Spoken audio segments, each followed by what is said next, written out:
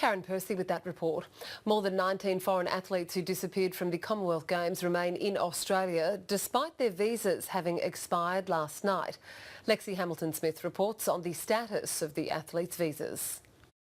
Look, the smart ones that had sought advice from refugee advocacy groups know that they could have applied for a protection visa. Now, this could have been done online, but certainly the deadline was midnight last night. If they did do that, it triggered a bridging visa, which technically says that they can legally stay in the country while they fight their case. It also triggers things like a temporary Medicare card, and they can also get a job. But those who haven't, and Minister Peter Dutton has made this quite clear, are basically now unlawful non-citizens.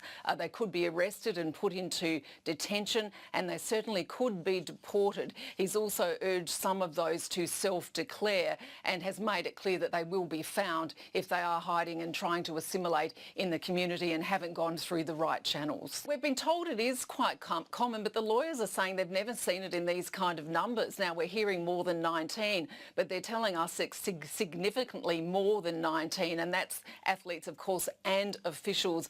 You might recall in 2006, after the Melbourne Commonwealth Games, there were two Cameroon athletes who applied for asylum and were successful, and they now compete for Australia. But, you know, that is very rare. We spoke to a Zimbabwean who came here in 2008 for a World Soccer tournament, and he applied for asylum. Very tough for him, but he got it after at least 3 months because he was able to prove that his life was in danger if he was returned home. When I arrived in Australia, I made the decision to come to remain in Australia. I remember that some year we had elections in Zimbabwe, and they became very violent, and I have to go to Zambia because I was on the hit list. Hit list means that they wanted to kill me for my different opinion, because I was sort of a member of the Movement for Democratic Change.